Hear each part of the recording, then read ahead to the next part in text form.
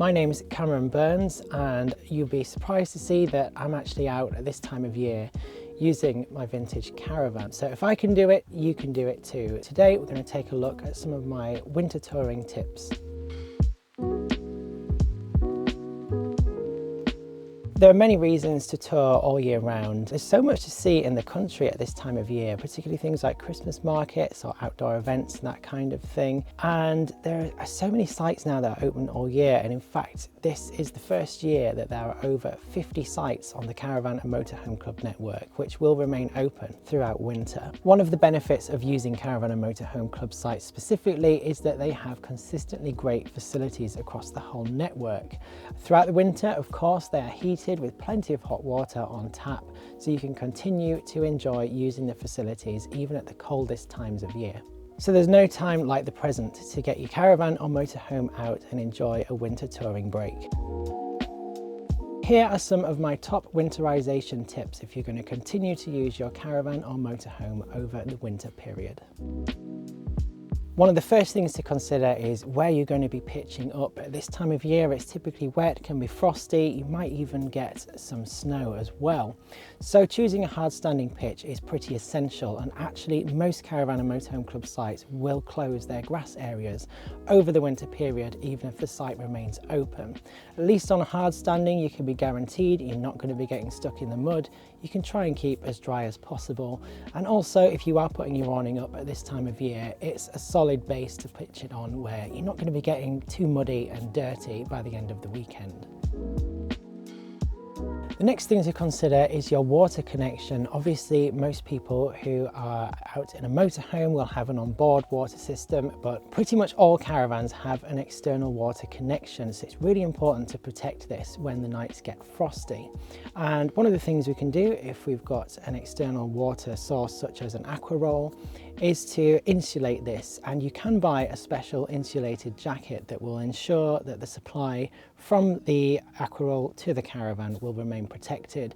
Or if you don't fancy splashing out on that, you can simply use an old jacket, wrap it around it, keep it warm, and it will just keep the frost off. If you're using a mains water connection that runs straight from a service pitch to your caravan, you need to be a bit more careful with this because obviously it's only a thin hose pipe. So little tips include keeping it up off the ground. You can buy kits that look like little tent pegs to hold it off the ground that just help keep the frost off. But really, you probably should switch to a water barrel for really cold winter touring, just because it's easier to frost protect that particular setup. All Caravan and Motorhome Club sites throughout the UK have mains hookup points, and at this time of year we need to be extra careful to not overload those. Typically your caravan will run a heating system, hot water system, and an assortment of other things such as your battery charger, even things like your microwave or your TV, and putting too much on at once can overload the system. Thankfully, all Caravan and Motorhome Club sites have electric bollards that have an overload protection built in, but it will mean if you put too much on, this will trip off, and you don't want that to happen in the middle of the night when you're hoping to keep warm and toasty inside your caravan or motorhome. So just be mindful about your power consumption as the weather gets colder. Also be mindful to ensure that you keep your hot water system running at least on its frost protection setting. Keeping the system run even at a low temperature will just help prevent any frost damage to the water pipes or the taps inside your leisure vehicle. Another thing obviously is to make sure that your electric lead is fully uncoiled before connecting it up. We cannot stress enough how important this is, and please do monitor your power usage throughout your stay.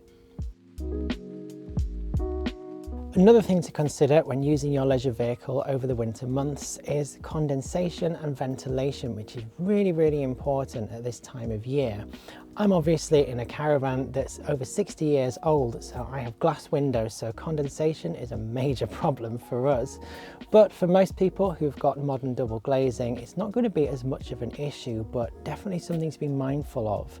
Make sure that you mop condensation when it appears. It's handy to have something like a window vac on hand to just clean that up as it appears, to stop it from running down the walls and possibly causing any internal damage to the caravan or motorhome. but also making sure that you periodically open the skylight or open the door just to let some fresh air in, let the caravan or motorhome ventilate and breathe, and also popping the windows on vent for a short period of time once a day, again just to encourage that airflow. And finally, just make yourself cozy and at home. At this time of year, you're typically going to be spending a lot of time inside your leisure vehicle as opposed to outside. So packing extra blankets, hot water bottles, extra clothing, anything you can to keep yourself warm and cozy, and enjoy it. That's what it's all about. So I hope this video has been useful to you. With just a few extra provisions, you can carry on enjoying your leisure vehicle all year round with the help of the Caravan and Motorhome Club.